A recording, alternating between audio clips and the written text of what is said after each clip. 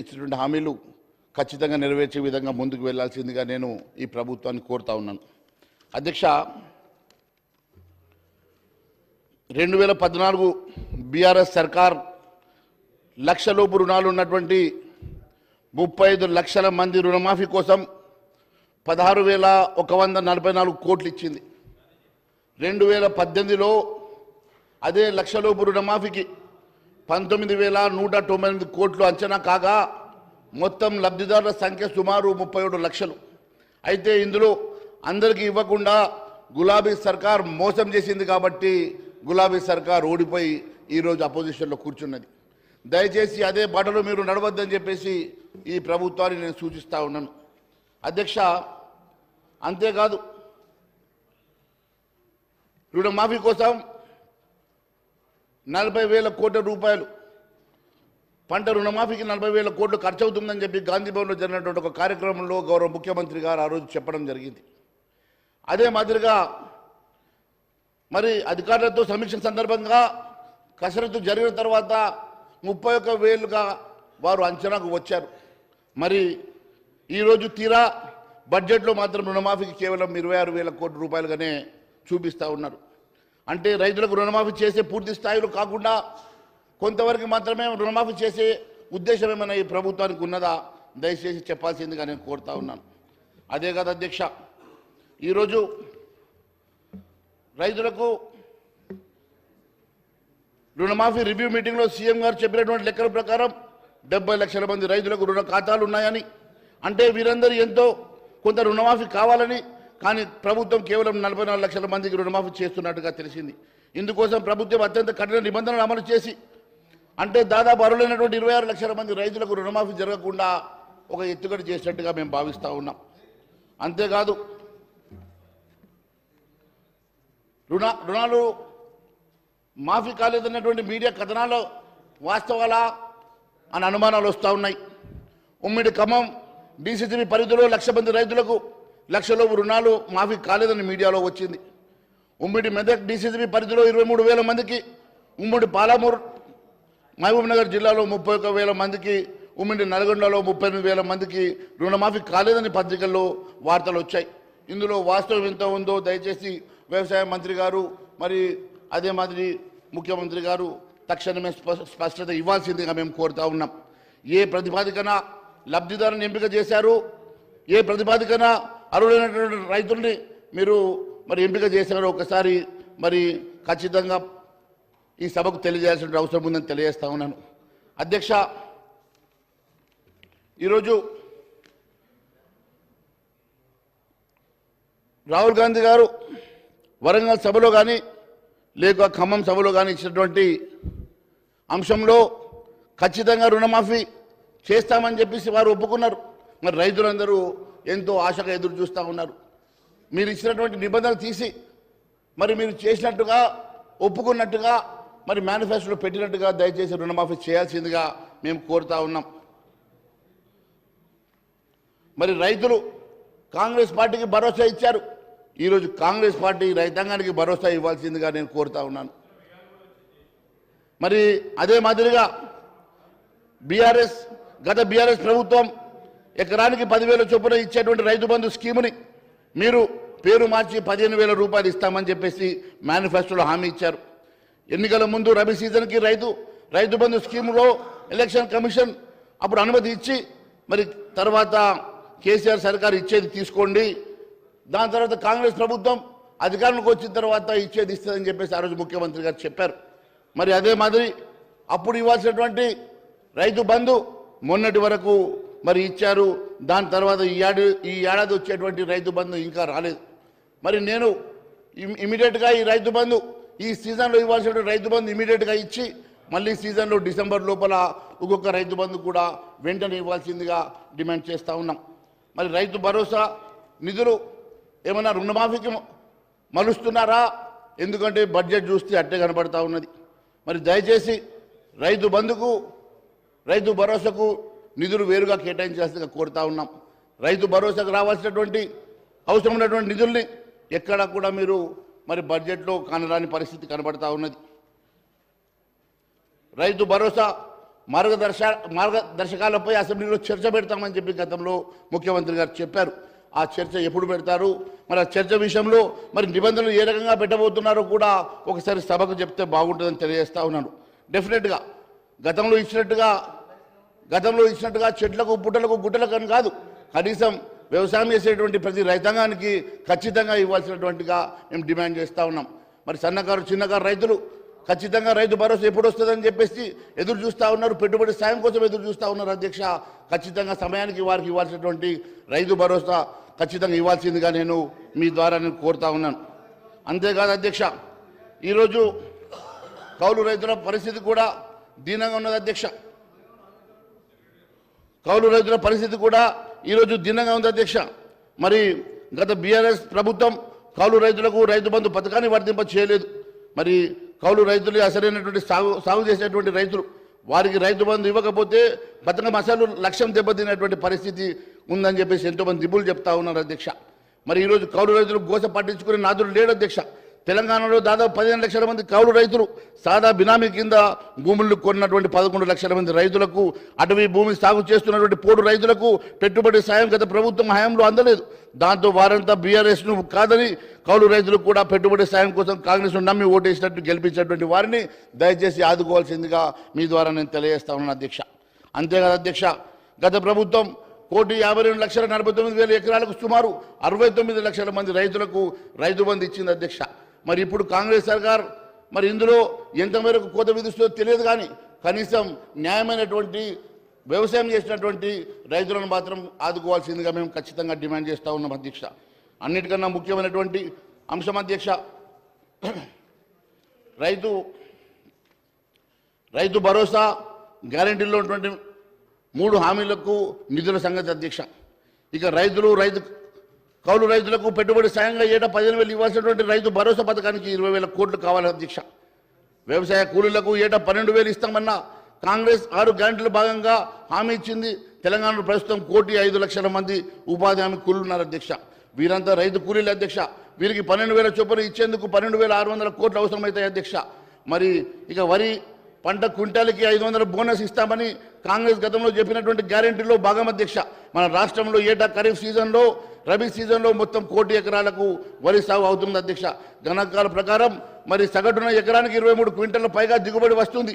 ఈ లెక్కన 23 కోట్ల క్వింటాల వరి ధాన్యం క్వింటాల్కి 500 చొప్పున 12,000 కోట్ల రూపాయలు అవుతుంది. అధ్యక్ష, ఈ రకంగా అవసరమైనటువంటి నిధులు ఎక్కడ కూడా మరి కాలం రావడం లేదు. అధ్యక్ష, మరి ఈరోజు గొప్పలకు పోయినటువంటి ఈ ప్రభుత్వం ఎన్నికల మేనిఫెస్టో ఎన్నికల హామీలు బారేడు. అధ్యక్ష, బడ్జెట్లో నిధులు మాత్రము మరి బెత్తడిలాగా ఉన్నాయి. అధ్యక్ష, బడ్జెట్ ప్రసంగంలో వ్యవసాయ అనుబంధ రంగాలకు కేటాయింపులు 72,000 కోట్లు అని ఇప్పుడు మంత్రి గారు మూవ్ చేసేటువంటి డిమాండ్లో మాత్రం కేవలం 33,493 కోట్లు. అధ్యక్ష, ఏంటో మరి అంకెల గారెడి దేనికోసం ఈ రకంగా మరి మాయ చేస్తూ ఉన్నారో తెలియడం లేదు. మరి ఆర్థిక మంత్రి తన బడ్జెట్ ప్రసంగంలో వ్యవసాయ అనుబంధ రంగాలకు 72,659 కోట్లు కేటాయించినట్టు చెప్పారు. అయితే ఇందులో నీటిపారుదల శాఖ ప్రగతి పద్ధతిలో కేటాయించినటువంటి 10,829 కోట్లు కానీ, విద్యుత్ సబ్సిడీ కింద ఇచ్చేటువంటి 11,500 కోట్లు కానీ మరి దీంట్లోనే ఉన్నాయంటే వ్యవసాయానికి 49,000 కోట్లకు మించి ఉండదు. అధ్యక్ష, మరి ఈ రకంగా మరి వ్యవసాయానికి 31,000 కోట్ల రూపాయలు కేవలం మరి రుణమాఫీకి పోతే మరి రైతు బంధుకు కానీ రైతు భరోసాకు కానీ మరి ఇతరగా రైతు కూలీలకు కానీ వ్యవసాయ కూలీలకు మనం ఇచ్చినటువంటి హామీలలో ఎక్కడ నిధులు ఉండవు. అధ్యక్ష, ఈ రకంగా వీరు కేవలం మరి మాయ చేసేటువంటి బడ్జెట్ పెట్టారు, నిధులు మాత్రం ఎక్కడ కూడా కనబడతలేవు. అధ్యక్ష, నేను రైతు భరోసాకు చట్టబద్ధత కల్పించుంటే రైతు భరోసా గతంలో చట్టబద్ధత కల్పిస్తామన్నారు. అధ్యక్ష, నిజంగా రైతు భరోసాకు చట్టబద్ధత కల్పిస్తే దానికి 45,000 కోట్లు అవసరం పడతాయి. అధ్యక్ష, మరి నిజంగా అదే జరిగి ఉంటే ఈరోజు ఖచ్చితంగా ఈ రకంగా తప్పించుకునేవారు కాదు. అధ్యక్ష, ఖచ్చితంగా బడ్జెట్లో ఈ 45,000 కోట్లు కనబడేటి. అధ్యక్ష, ఈ రకంగా మరి ఒక రకంగా రైతుల్ని మోసం చేసినట్టుగానే మేము భావిస్తున్నాం. అధ్యక్ష, అంతేకాదు అధ్యక్ష, అన్నిటికన్నా పంటలకు బోనస్ లేదు. అధ్యక్ష, అదే కాదు అధ్యక్ష, సన్న వడ్లకే మరి 500 రూపాయలు ఇస్తామని చెప్పేసి రైతాంగాన్ని మోసం చేయడం కూడా చాలా బాధాకరం. అధ్యక్ష, ఎక్కువగా ఇక్కడ సాగు చేసేటువంటి మరి దొడ్డు వడ్లే కాబట్టి ఆ దొడ్డు వడ్లకు మీరు బోనస్ ఇవ్వకుండా సన్న వడ్లు అని చెప్పేసి గతంలో కేసీఆర్ గారు చేసినట్టుగానే మీరు మోసం చేసే ప్రయత్నం చేయడం ఇది చాలా బాధాకరం అన్నది చెప్తా ఉన్నాను అధ్యక్ష. తెలంగాణలో ఏటా 2 పంటలకు కలిపి 1,30,00,000 టన్నుల దొడ్డు రకం వరి దిగుబడి అవుతుంది అధ్యక్ష. అటువంటి మరి దొడ్డు బియ్యాలకు మీరు 500 బోనస్ ఇవ్వకపోతే ఇది కేవలం మోసపూరితమైనటువంటి మరి ఒక మీ హామీగానే మిగిలిపోతుంది అధ్యక్ష. కరువు అకాల వర్షాలకు పంట నష్టం జరిగితే పరిహారం కోసం ఇన్పుట్ సబ్సిడీ ఎప్పటికల్లా మీరు మరి ఇస్తారు, ఎప్పటికల్లా మీరు దానికి మన ఈ రైతాంగానికి భరోసా ఇస్తారో చెప్పాల్సినట్టుగా నేను కోరుతా ఉన్నాను అధ్యక్ష. అంతేకాదు అధ్యక్ష, మొన్న ఏప్రిల్ మేలో కురిసినటువంటి అకాల వర్షాలకు కూడా ఇప్పటి వరకు పంట నష్ట పరిహారం గురించి కనీసం ఇవాల్యుయేషన్ కూడా చేయలేనటువంటి పరిస్థితుల్లో మనం ఉన్నాయి అధ్యక్ష.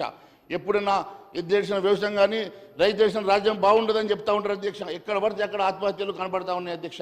దాదాపు 150 పైగా ఆత్మహత్యలు ఈ 7 నెలల్లో జరిగినాయంటే ఎంత పెద్ద ఎత్తున ఈరోజు ఈ రాష్ట్రంలో పరిస్థితి నెలకొని ఉన్నదో మరి గ్రామీణ ప్రాంతానికి వెళ్ళి వచ్చినట్టు ప్రతి ఎమ్మెల్యేకి ఇక్కడ తెలుసు అధ్యక్ష.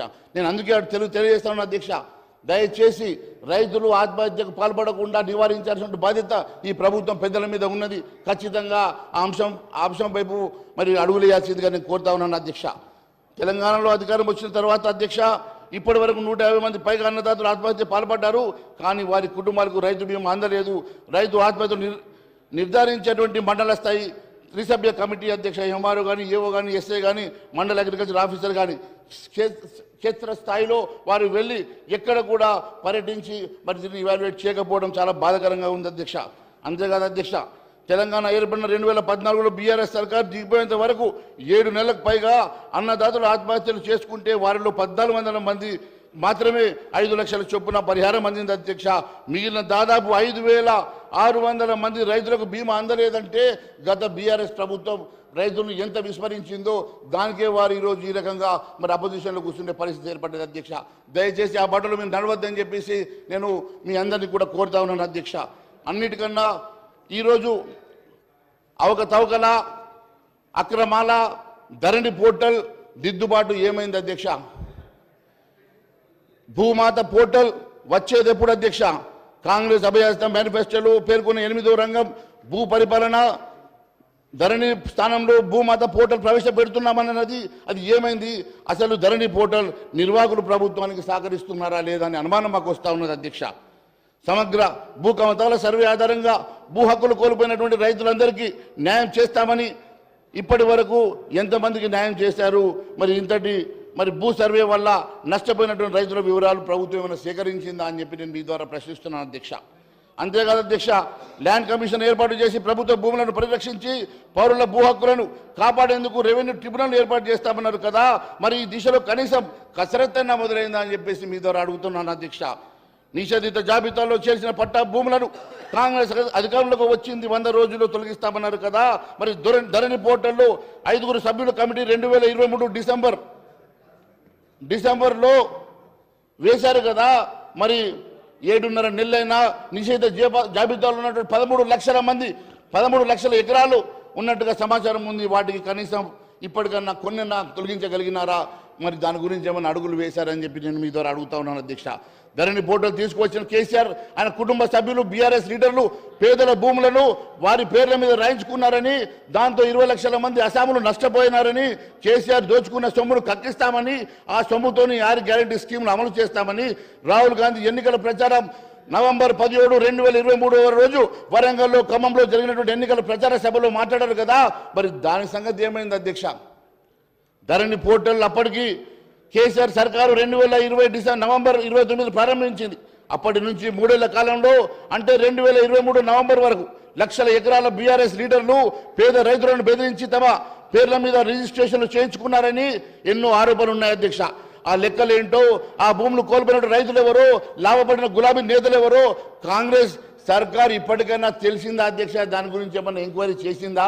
దాని గురించి ఏమన్నా మరి సమాచారం సేకరణ చేస్తుందా అని అడుగుతున్నా అధ్యక్ష. తెలంగాణ ఏర్పడి 2014 నాటికి రాష్ట్రంలో 24 లక్షల అసైన్ భూములు ఉన్నాయి.